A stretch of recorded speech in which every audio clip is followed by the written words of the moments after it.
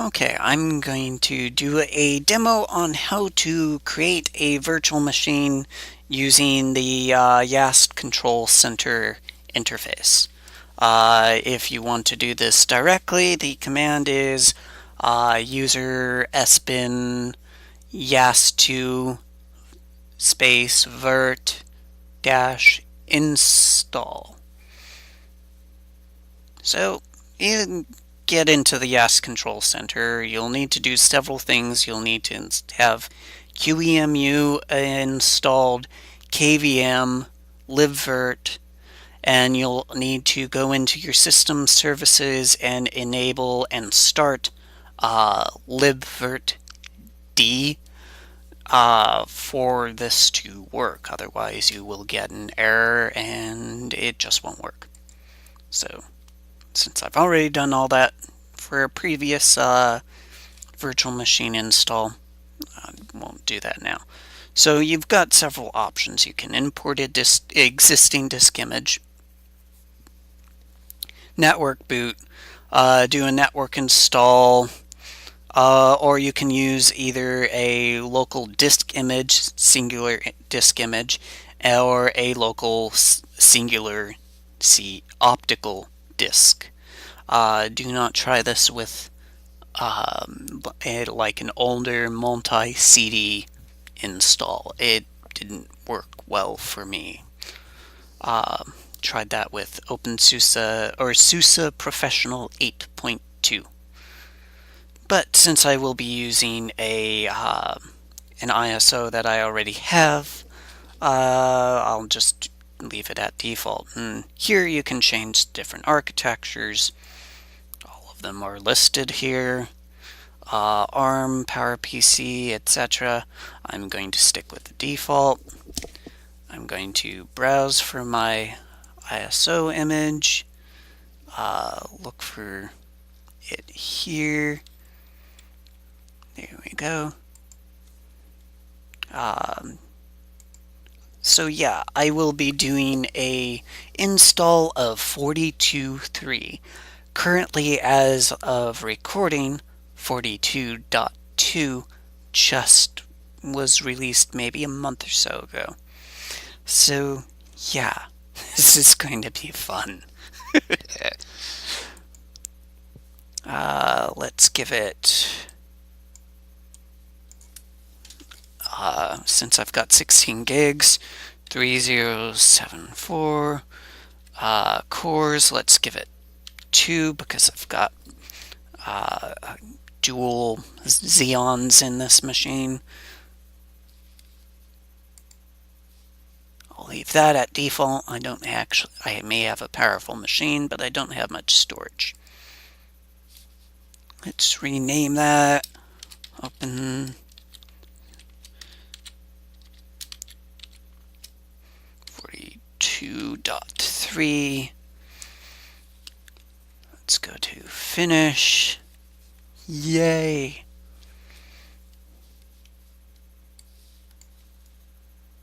And let's see if I can full screen this.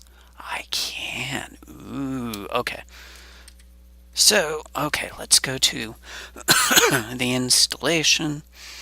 Splash equals verbose Plymouth dot enable equal 0, and that should be good. I don't know, the reason why I do the Plymouth dot enable 0 is so that I can actually read the stuff, the stuff that happens during the boot process.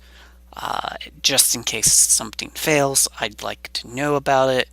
And if something fails and the whole system crashes, in my experience, Plymouth also crashes, and then you don't know where in the boot process it crashed. It's just been a pain in the butt for me.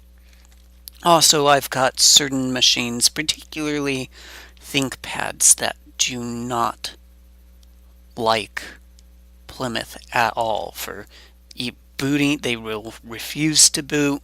And even if I disable it, I also have to disable it for sleep mode as well, otherwise it won't go into sleep or hibernation. So, let's see, okay. But yeah, that was probably a bit more than what you guys needed.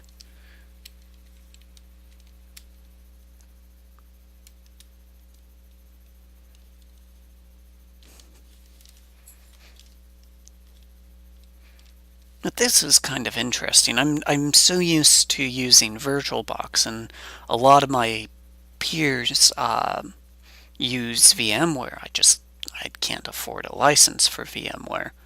So this will be interesting and useful. Maybe eventually someday I'll be able to get the one of my ARM devices set up to work with this. Maybe. It's not a Raspberry Pi, and it's not one of the supported ARM processors. Okay. And also, this is going to be a demo on how to do an Opensuse install. Yay, a twofer. Okay, initializing.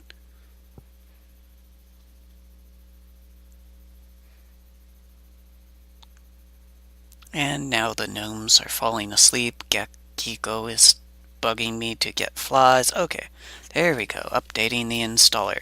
Yay! Opensuse beta distribution. You are installing the future Opensuse version, not the stable present one. If you know this, thanks for your help in testing Opensuse. It is extremely important for us to have this version widely tested. We are going to help you as much as possible. But of course, don't expect development versions to work bug-free as a stable version. Use this beta distribution at your own risk. We recommend it for testing, porting, and evaluation purposes only, but not for any critical production systems. I'm running 42.2 on this machine right now, so yeah. This is not going to be a production image. If you are curious and would like to help us, yada yada yada, you use at your own risk, and remember to have lots of fun. Your Opensuse team? They're mine! Yay! I feel so special. The mouse. There we go. Okay. Hit next. You can change any of those things to whatever locale and whatnot for your location, but I'm in an English-speaking country. I read English, and really nothing else. Okay, now this is where I'm going to deviate a little bit. This is supposed to, I believe, disappear in the next Opensuse release, but I'm going to add online repositories before installing, because I am connected to the internets.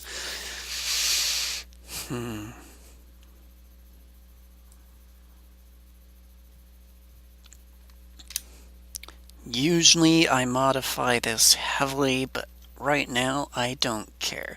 This is a virtual machine. If it crashes, don't care. I usually manually do the partitions myself.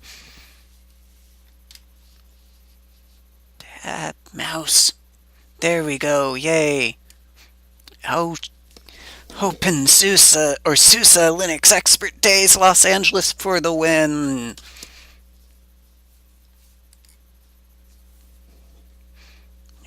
Okie dokie. Now next. Usually, if you have a wireless card and you do this, you are able to use Wicked to then connect to a wireless connection. And I'm going to choose untested updates because I'm brave? Question mark.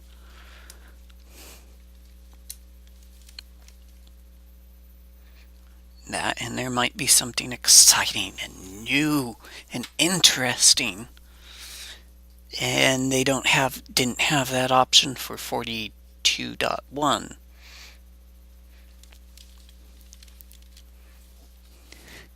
Another warning, use at your own risk. Do not use in a production machine. Okay, I get it. Fine. End user license agreement. Done. There's really not many repositories available for 42.3 yet. I've checked. I don't even have 42.2 repositories for some of the ones I've got available or on my machines.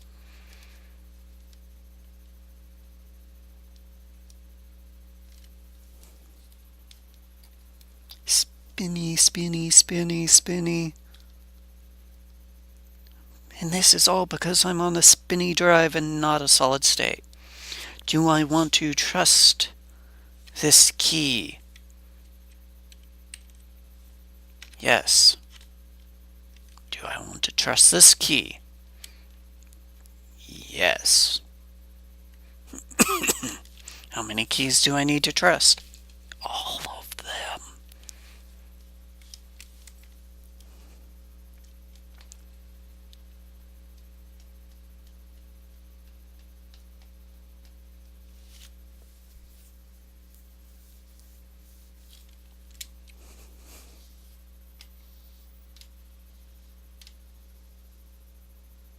Yep, it's got control of my mouse.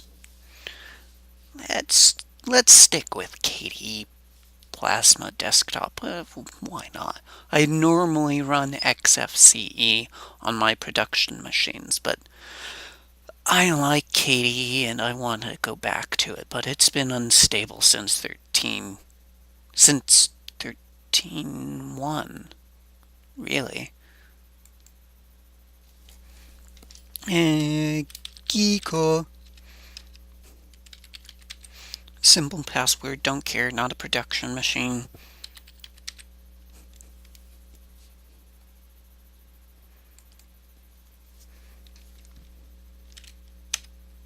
Yeah, just do it.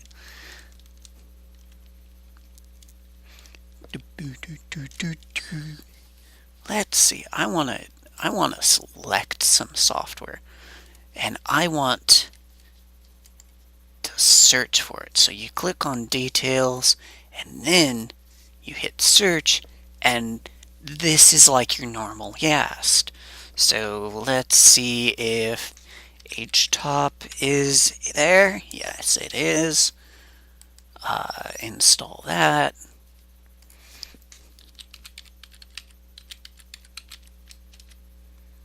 Screen fetch is also there.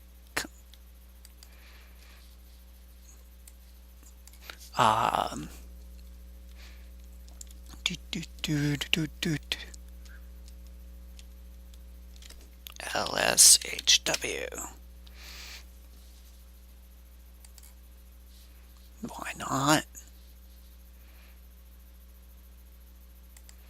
And oh, no. Cancel.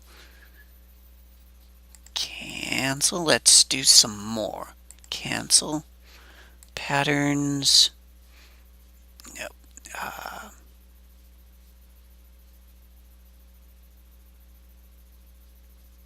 Package. Nope.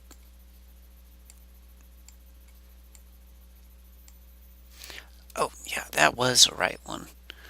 Let's see, where's the proprietary? Yes, because I love proprietary things. Install, accept, install, accept,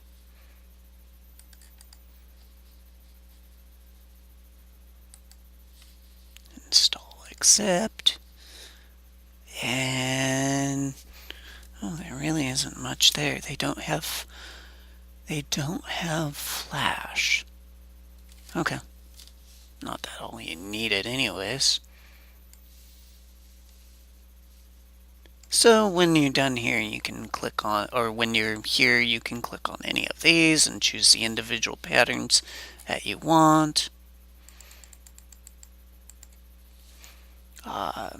Then you can go to Install Summary. Take a look at all of the packages that are going to be installed. There is one that I will want to disable, now that I think of it.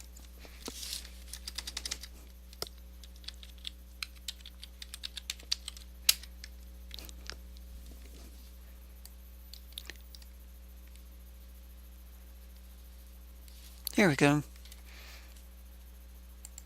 Accept. Continue. And why is the mouse jumping around? I do not know. I seriously do not know.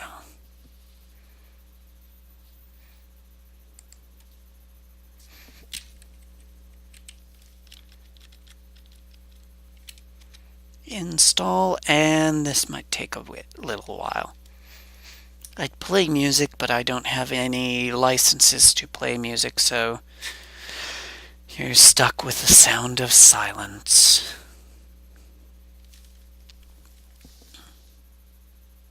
Repairing disks.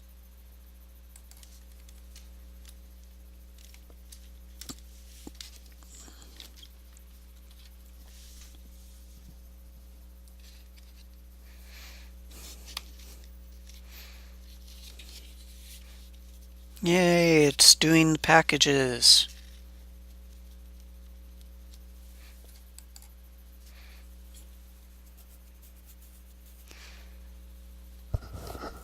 Interesting, it's not even doing a time estimate. That's good because it's usually bloody wrong.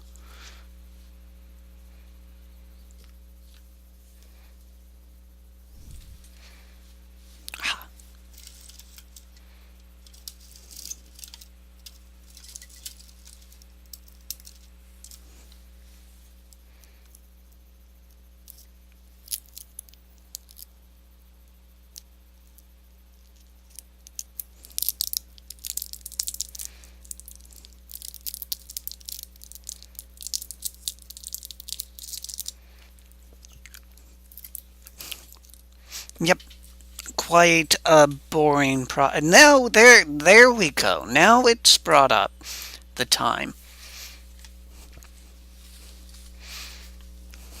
Which is probably utterly incorrect. 27 minutes, I'm sorry. It's probably going to take a few hours. If that.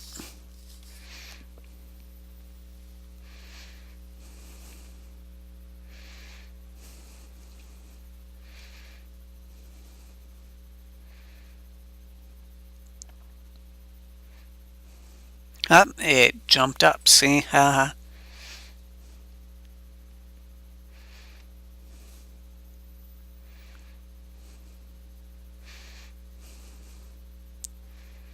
Dum dum dum dum dum dum. Whoop whoop. Whoop whoop whoop whoop whoop.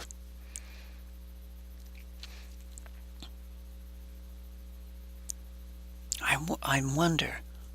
Oh, cool. I could also use this virtual machine to experiment with compiling the latest kernel with kgraft enabled so that I could do live kernel patching, which was demoed at the SUSE Linux Expert Days down in LA. Well, holy crap, the time just keeps on going up.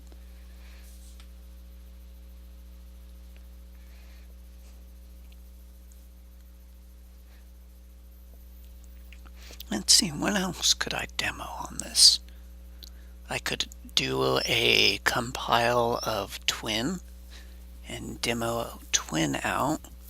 Although that would be very minimally useless because I'd need to. Oh well, no, I could. I could probably test SSHing into the virtual machine from a terminal and then running Twin. That would be hecka neat.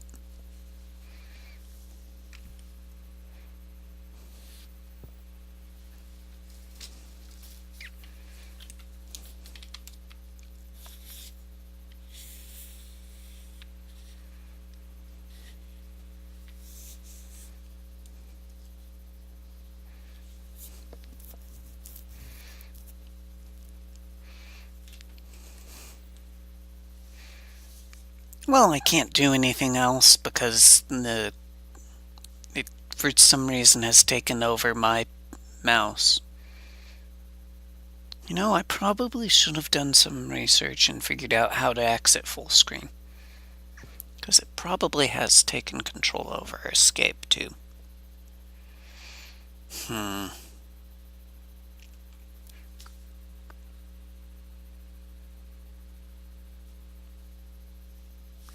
Well, I've got a simple solution for that. Boot another machine! Yay!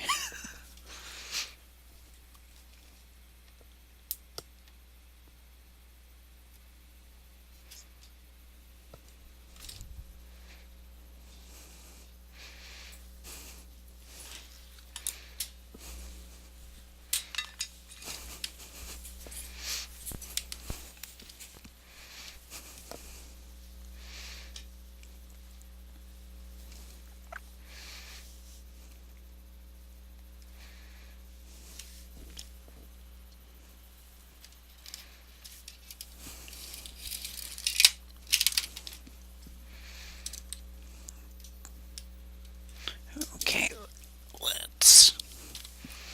let's figure this out. Okay.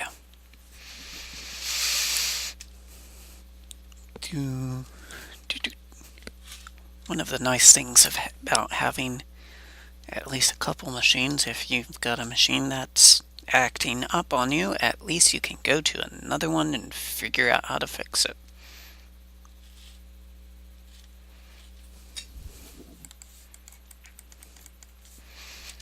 Maybe. Potentially. I think I broke it.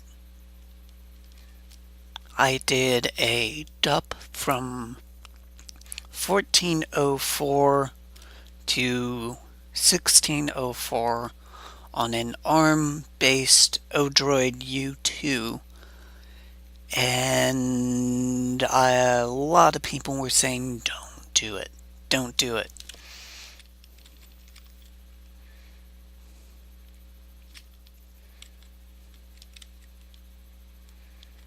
So, it seemed to have worked.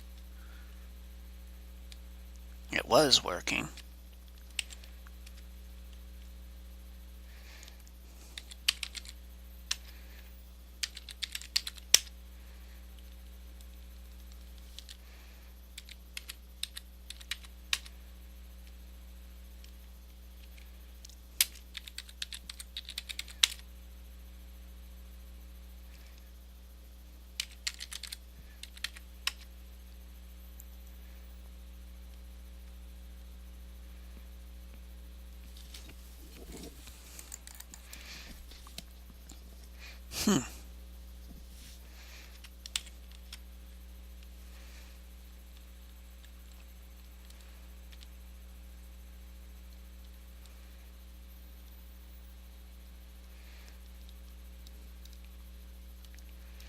Well, this will be interesting, troubleshooting two things at one time. At some point, I will need to figure out how to get control of my mouse and whatnot outside of the virtual machine.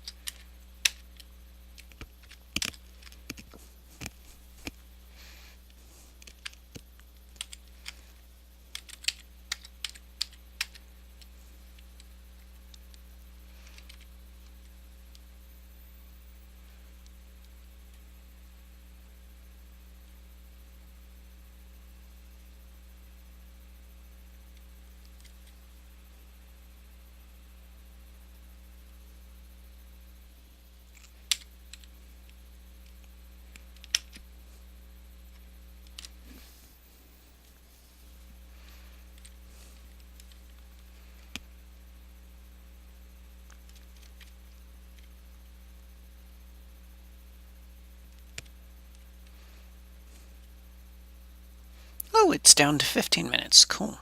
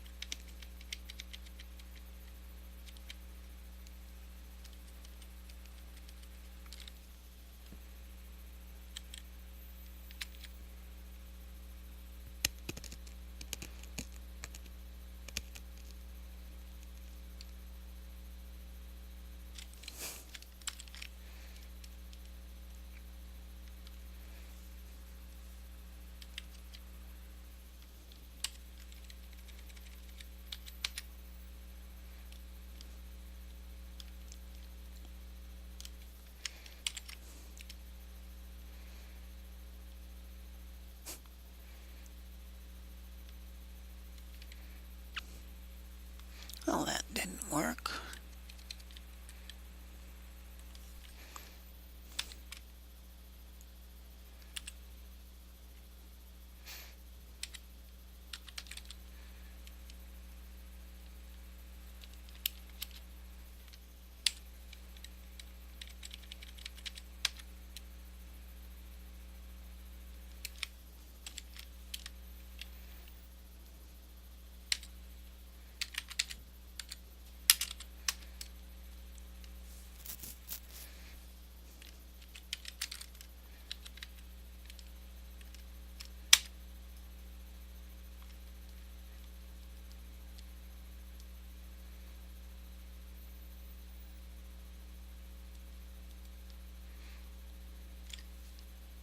Score.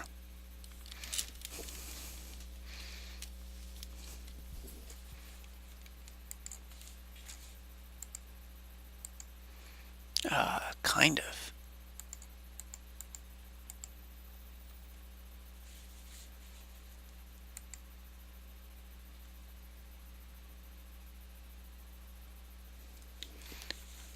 There we go.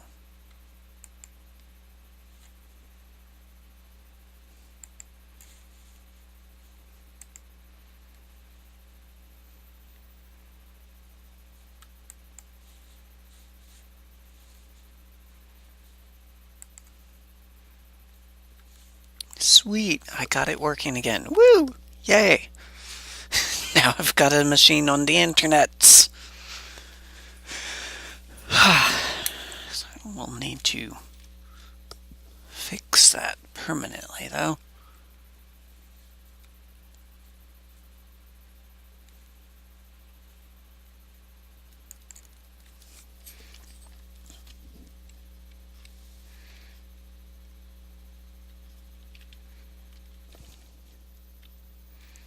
How much longer? 10 minutes now. Oh, cool.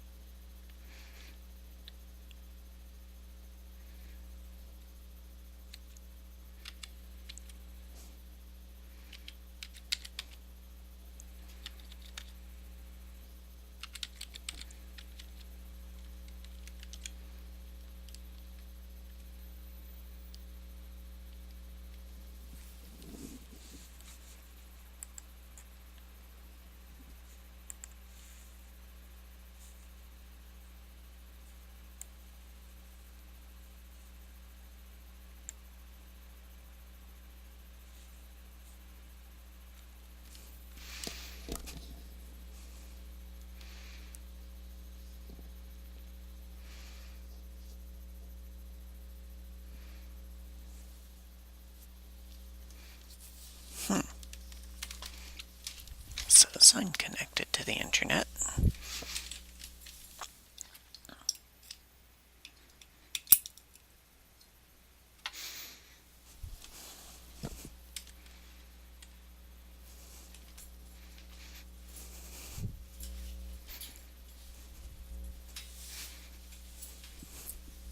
There we go. That worked.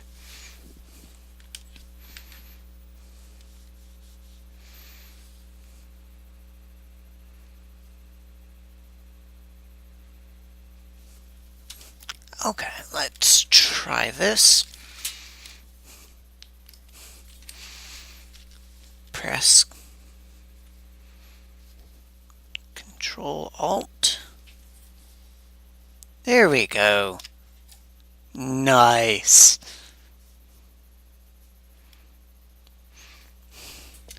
I'm learning things. So it seems to get control of your mouse and your keyboard outside of the virtual machine, you have to hold Control and Alt. Let me get the source of that for you guys. And the bloody Chrome, bug off about the keychain. So the source for that is actually the Fedora project. Go figure. But that was basically the first Google hit, and it says, quote, to exit full screen, press Control plus Alt in combination. Then the mouse arrow will appear, allowing you to select the button Leave Full Screen in the top corner of the screen.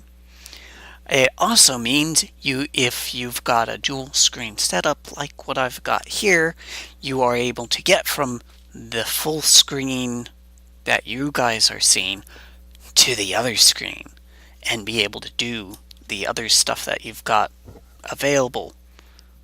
So, awesome! I also have a KVM switch so that I'm able to use one keyboard and mouse on two machines. Yay! I don't use the monitor portion, but yay for the USB. One keyboard and mouse to rule them all. Ha ha ha ha. Yeah, this is a bit of a neat kit. Okay, do I have... Yep. So... 3 minutes and 50 seconds left. Why do I not believe that? One bit. I don't.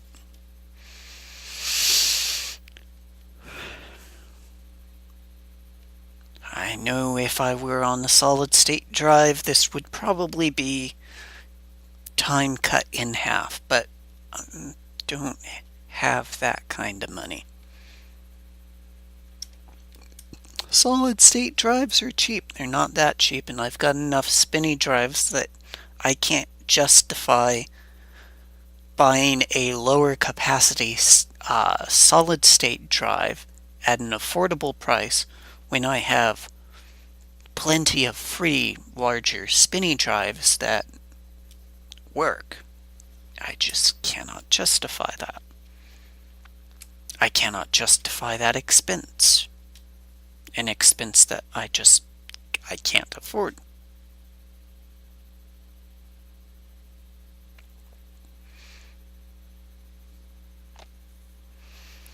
That, and I've got too many darn machines.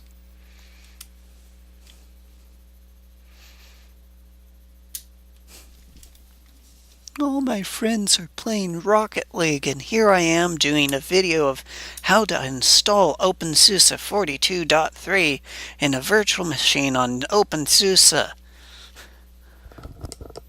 Ooh, I wonder if I could do Opensuse on Opensuse on Opensuse.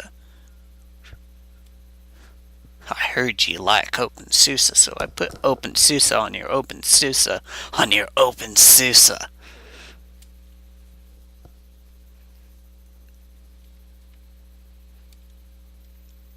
Darn you, Internet.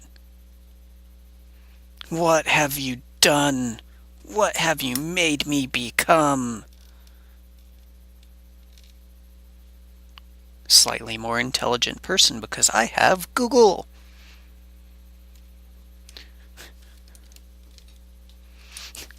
Hey Google, how to exit full screen on kvm/virt.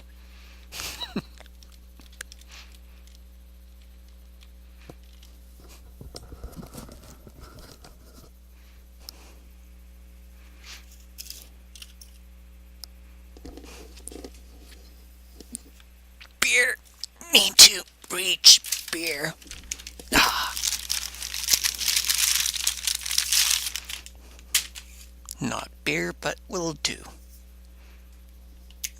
Which is a good thing. I don't like beer. Don't tell my German friends that. They'll come to America and kill me. Most likely with beer.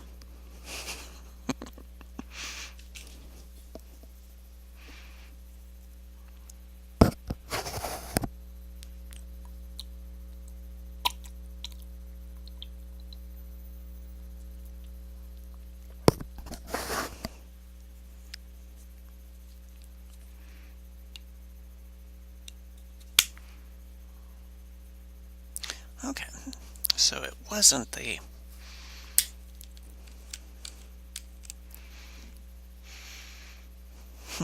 This water's disgusting. Tastes like LA tap water. I should know. I live in LA.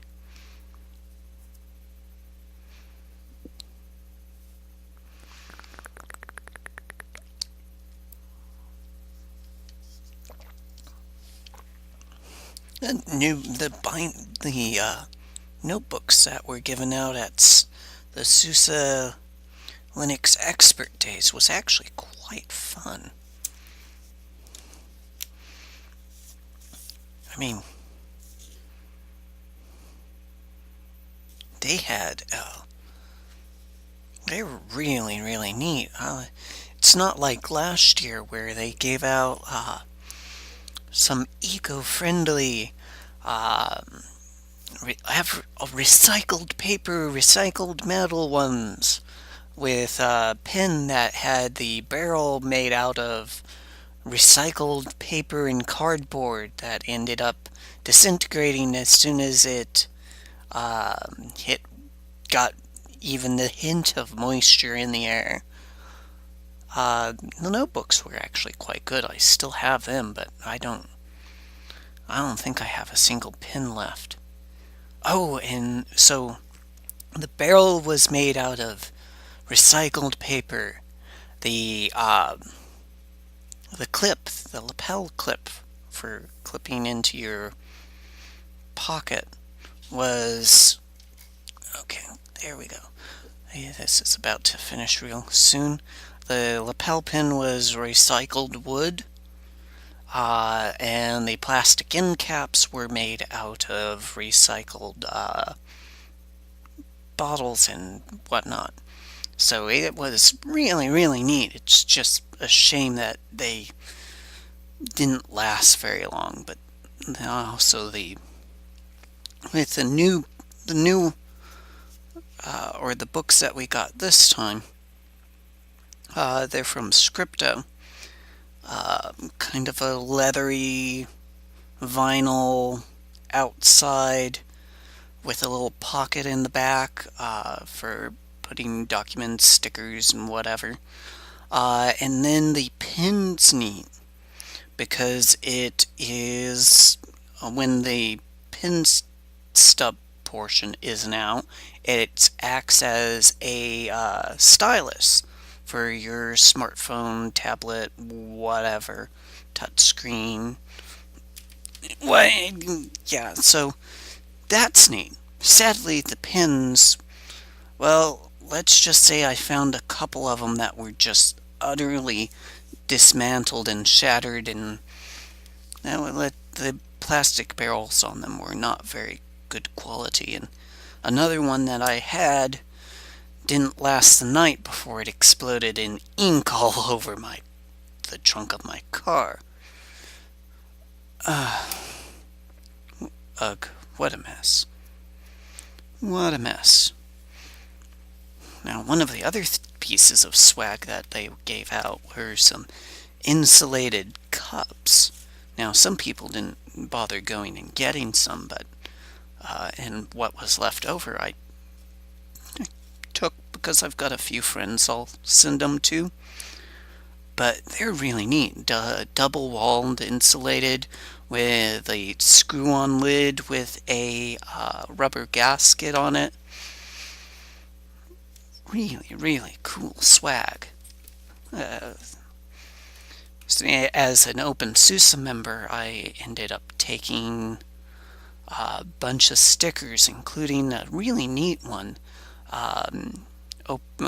Because of Opensuse and security and SLES and whatnot, they had one, a sticker that you put on your webcam on your laptop that has a little sliding door so that you can, when you're not using your webcam, you can cover the webcam and nothing can be seen, which is kind of neat if it will fit on your laptop or your webcam. It's neat.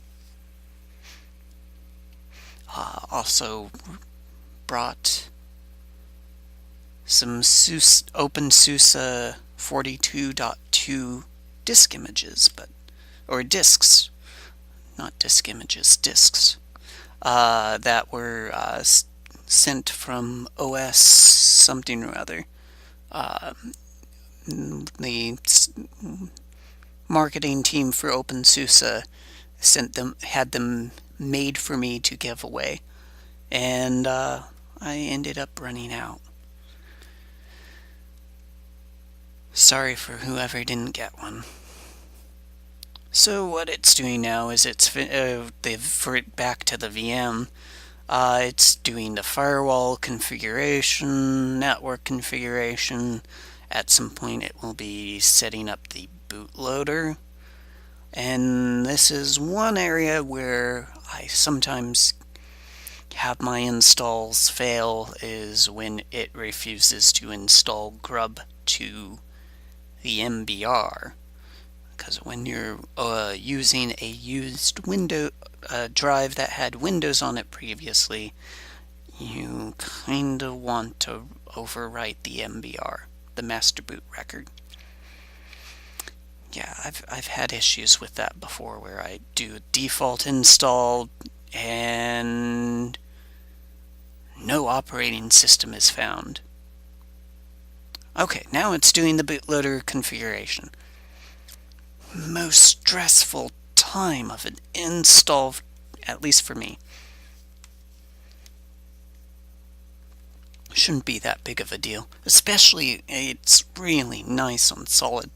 The brand new solid state drives I've gotten. I don't need to mess with that, which is really awesome.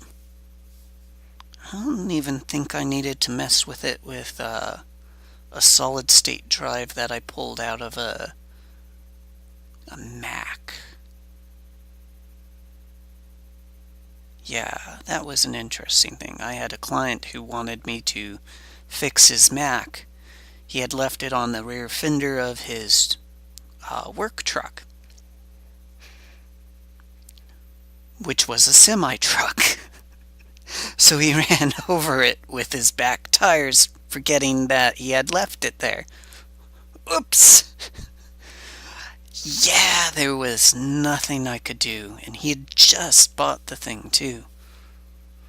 So there wasn't any data to recover off of it, nor was there any adapter for me to convert from Apple's proprietary solid-state drive in his MacBook Pro Retina to SATA, SCSI, whatever.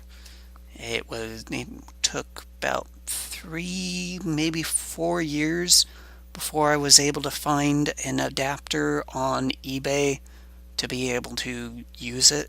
By that time, the client had already gotten another Mac and said no, there was no information on it. So it's now my primary boot drive on my server. It takes longer to boot the server through post than it does to boot to the darn solid-state drive from the grub command.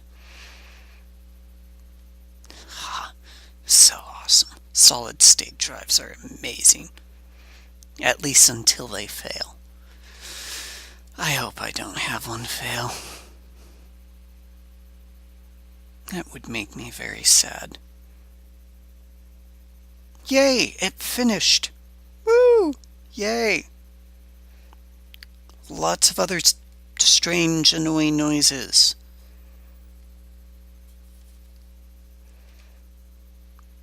Your system will reboot now. Okay.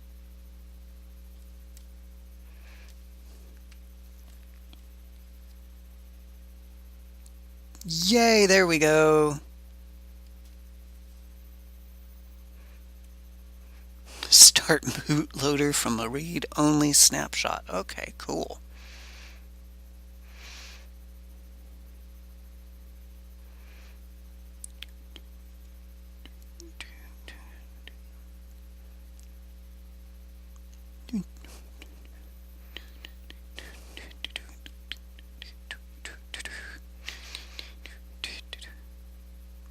Bah, Plymouth. Usually if you set a boot command on the install media, it usually sticks. Not 100% of the time, but it usually does.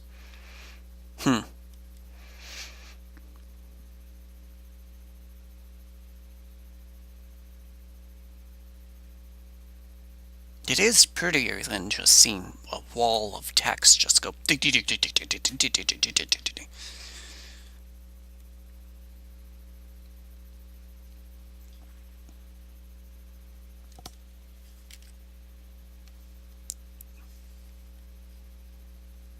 was taking longer than I was expecting. So I hit escape, so that's why it flashed. Ooh, it's something spinning. Let's do that.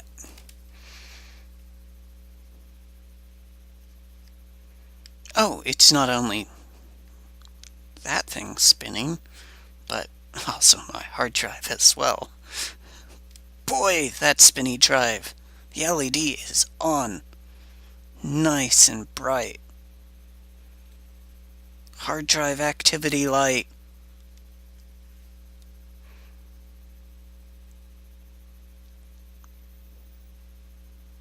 VM, go! Yay! It works!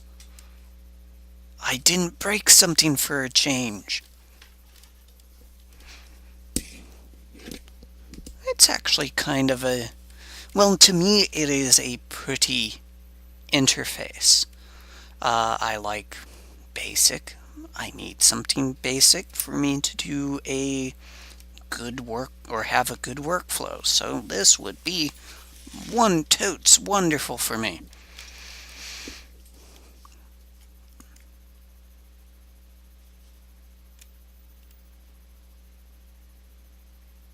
Yeah, I probably could use this. A bit sluggish as all get out. I mean, it's herky-jerky as mad.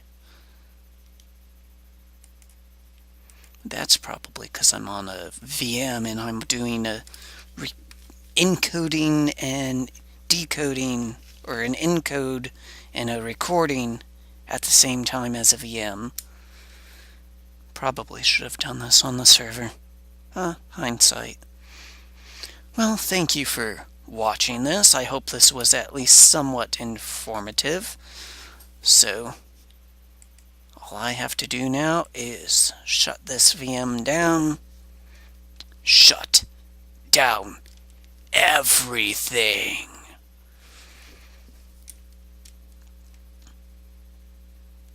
And then call it a day.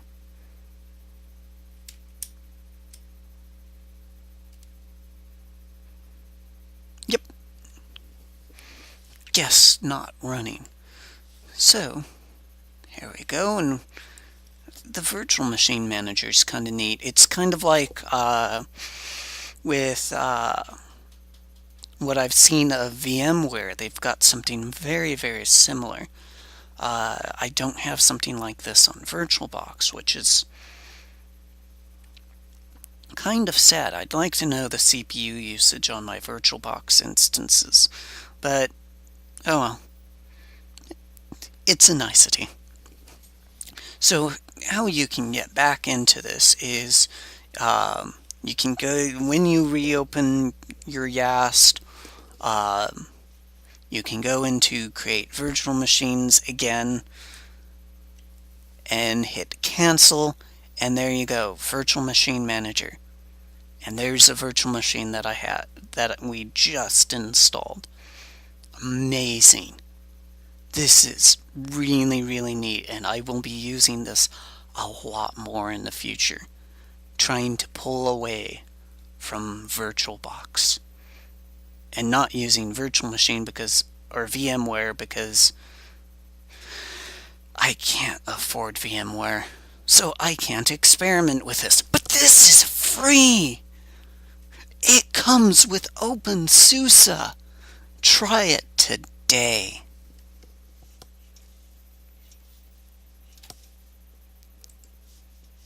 And thank you for watching.